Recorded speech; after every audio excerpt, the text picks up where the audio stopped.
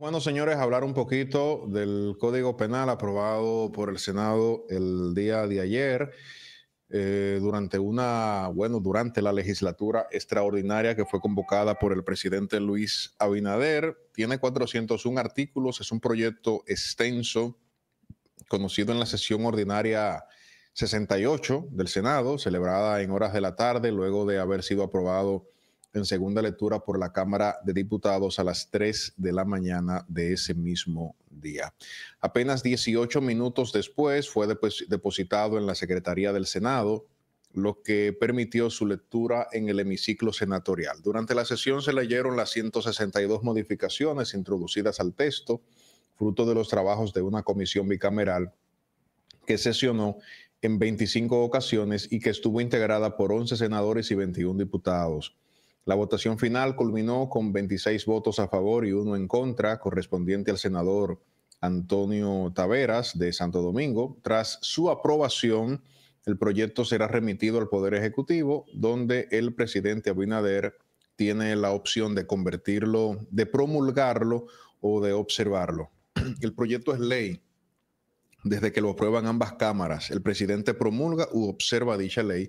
En caso de observar, entonces ese proyecto vuelve y tiene que agotar otro procedimiento, o esa ley ya vuelve otra vez y agota un procedimiento similar en el Congreso Nacional. Pero lo convierte en ley y el presidente finalmente es quien promulga. Es la potestad que le da la Constitución de la República. Ricardo de los Santos destacó la trascendencia del momento legislativo, recordando que el actual Código Penal fue aprobado en 1884 y conserva una estructura jurídica derivada del año 1811 de un código francés. Estamos hablando de un código con más de 200 años. Es justo que República Dominicana tenga un nuevo marco penal que responda en los tiempos actuales a las nuevas realidades sociales, tecnológicas y jurídicas, enfatizó de los Santos al subrayar el esfuerzo colectivo detrás del proyecto. Uno de los principales desafíos fue armonizar el articulado del nuevo código con leyes especiales ya vigentes, como la Ley 13703 sobre trata de personas, la Ley 5307 sobre crímenes y delitos de alta tecnología y la Ley 448-06 sobre soborno, también la Ley 631-16 sobre armas. Porque vale decir aquí que aunque no teníamos un código penal, lo que hizo el congresista fue, durante todos estos años, aprobar leyes marginales allí para atender asuntos puntuales. Y entonces, bueno, tenemos un código viejo, pero teníamos leyes para conocer algunos delitos, y lo que se hizo fue, según dice aquí esta nota y lo que dijeron ellos mismos también, fue básicamente armonizar todo allí en un solo texto para que no existan contradicciones. Por eso tantas modificaciones, decía Ricardo de los Santos, porque este proyecto no fue actualizado en su momento con todas esas leyes especiales que ya están vigentes. Durante la sesión, el único voto en contra fue el del senador Antonio Taveras. Él dice que se gestionaron las últimas modificaciones del texto de una manera no adecuada.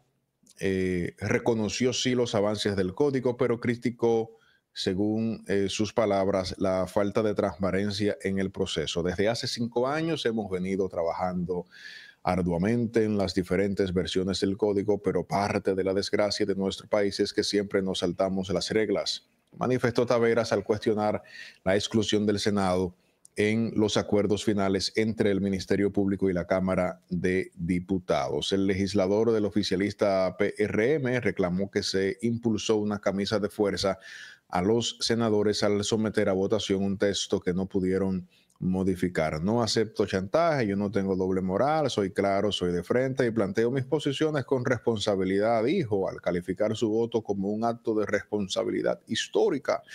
Esta reforma del Código Penal estuvo en discusión durante casi 3 décadas. Vale la pena resaltar ese aspecto. Yo quisiera agregar lo siguiente.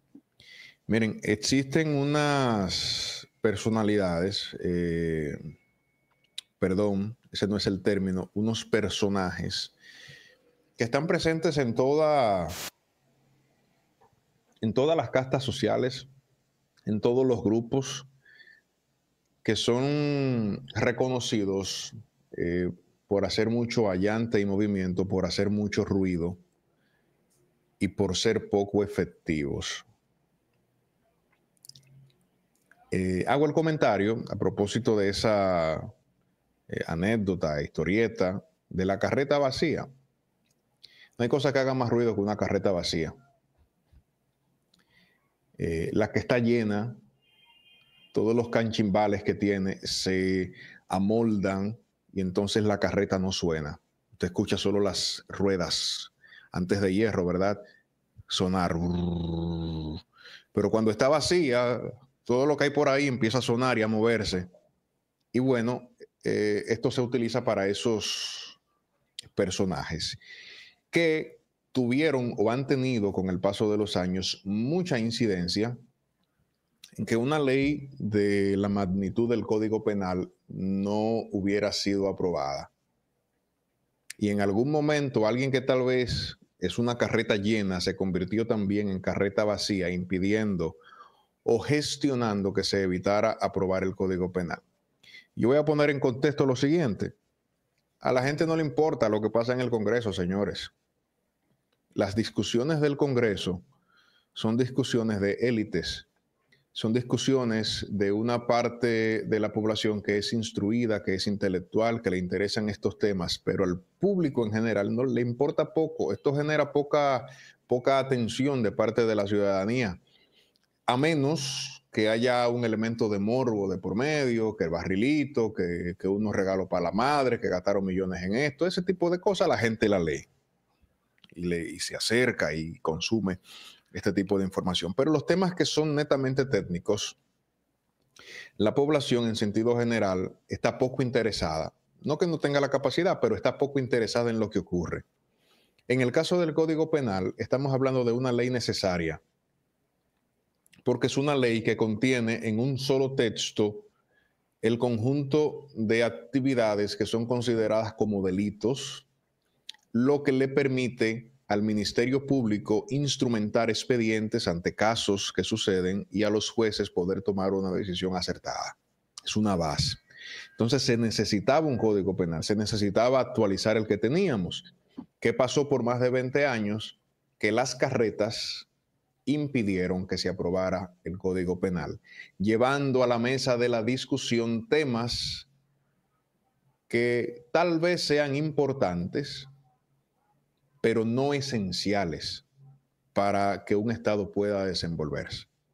Y aquí voy a hablar de manera clara.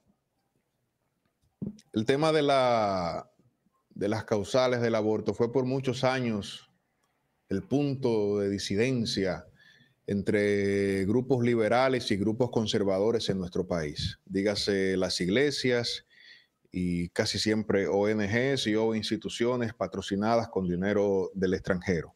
Y bueno, cada grupo encontró a sus propios paladines para defender sus postulados en los medios de comunicación, dígase periódicos, en radio, en televisión, por supuesto en los últimos años con el auge también de los medios alternativos anclados a la red de Internet. Encontraron sus paladines y a veces uno, a veces el otro impidieron, o a veces el mismo legislador irresponsable decidió dejar de lado y atender el prestarle atención a la aprobación del Código Penal. Decir que es importante, por lo que ya decíamos también, resaltar eso, el Código Penal, y que el postergar el código aprovechándose de las carretas que hacían tanto ruido no sirvió más que para nosotros en la actualidad haber dejado pasar la oportunidad de atender crímenes y delitos que sí son interesantes y que sí la gente le presta atención y que sí laceraron a la sociedad dominicana. Porque la ley no es retroactiva, no se puede aplicar hacia atrás, se aplica solamente hacia adelante. Entonces, todo lo que pasó, el presidente viene ahorita y promulga el Código Penal y todo lo que pasó antes de eso no se va a atender con ese código, a menos que beneficie a la persona que está siendo inculpada o subyúdice de la justicia, como dice el texto constitucional. Entonces, bueno, las carretas impidieron por muchos años. Ayer finalmente en el Senado se redujeron, las carretas también se redujeron en la Cámara de Diputados. Ahí hay senadores que no están de acuerdo con muchos postulados, que tiene el código, es verdad, pero votaron a favor, porque ya el país necesitaba tener ese texto. ¿Qué corresponde ahora? Bueno, evidentemente luego de que el presidente lo promulgue, si así decide hacerlo, es su potestad como presidente de la República. Uno espera que sí, que lo promulgue, y pienso que hasta tiene presión para promulgarlo, porque para algo se extendió la legislatura y no se va a aprobar más nada. El Código de Trabajo suelta eso no se va a atender, ni mucho menos la ley que tiene que ver con residuos sólidos. Eso hay que hablarlo, porque afecta allí algunos intereses y todo lo demás. Entonces, entiendo que sí, que se va a promulgar, es lo que uno cree que va a suceder. Pero tan pronto el presidente promulgue, esa misma ley puede ser llevada a las altas cortes, puede otro diputado, otro senador, el mismo presidente someter otra modificación, pero ya tenemos algo sobre qué trabajar.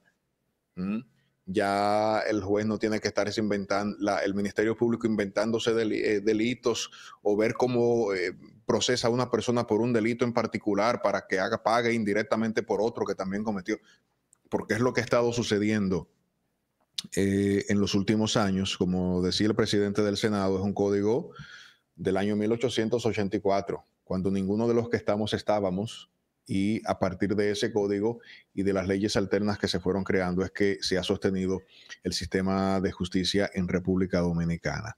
Tienen sus razones la gente que no está de acuerdo con lo que dice el código.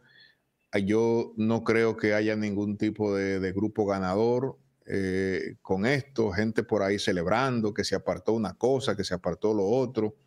Y este tema yo pienso que también, al margen de lo que diga el Código Penal y de que si se promulgue o no, debería de llevarnos a la discusión de cuándo involucrar lo que nosotros creemos de manera individual con la funcionalidad del Estado. El Estado debería ser igualitario para todos. El Estado debería, en sus leyes, garantizar la coexistencia de todos los sectores, independientemente de cuál sea su credo, su convicción. Si usted quiere ser ateo, sea ateo. Amén. Si quiere ser creyente, bueno, sea creyente. Si quiere ser cristiano, sea cristiano. Y con respecto a si quiere ser musulmán, también sea musulmán. ¿Por qué no? Mucha gente que le tiene miedo al Islam. O sea, sea islamista, ¿verdad? Creyente en el Islam, en Alá. Y bueno, ¿por qué no? Pues si usted quiere ser budista, sea budista. Si quiere ser, practicar el asunto este que hacen en Haití, practíquelo, claro, siempre y cuando no afecte la colectividad, porque mi derecho empieza y termina en la frontera del derecho del otro, de mi semejante, de mi prójimo. Entonces no podemos seguir legislando, apostando a que nuestras leyes estén adaptadas a un grupo social. Cuando hacemos eso, estamos desmeritando el resto de los ciudadanos que forman eso. Tampoco puedo, aunque yo esté en un lado de la balanza o en el otro, querer imponer una cosa por encima de lo que piensa tampoco el colectivo. ¿Qué debería suceder? Bueno, que las leyes sean neutras, que no tengan colores, que no tengan una marca distintiva, que puedas usted como ciudadano tal vez señalarla y decir, bueno, ahí está ese código que es inclinado para el ala conservadora o que es inclinado para la parte liberal. Porque yo sí puedo decir con toda seguridad y responsabilidad que hubo presión no sana de lado y lado, lo que tiene que ver con liberales y con conservadores. Unos querían una cosa, imponerla en contra de la voluntad de la mayoría, porque este es un país conservador, en contra de la voluntad de las mayorías reales, y los otros querían imponer básicamente su creencia desmeritando a esos otros grupos sociales. Y ambos tienen derecho a coexistir. Así que enhorabuena, ahí tenemos un código, hay que sentarse a leerlo, hay que sentarse a leerlo, especialmente si usted es funcionario. Sepa que hay cúmulo de penas y que hay crímenes en contra del Estado que antes se cometían y pasaban impunes y que ahora, si se aplica este código, podría comprometer su libertad por un largo periodo de tiempo.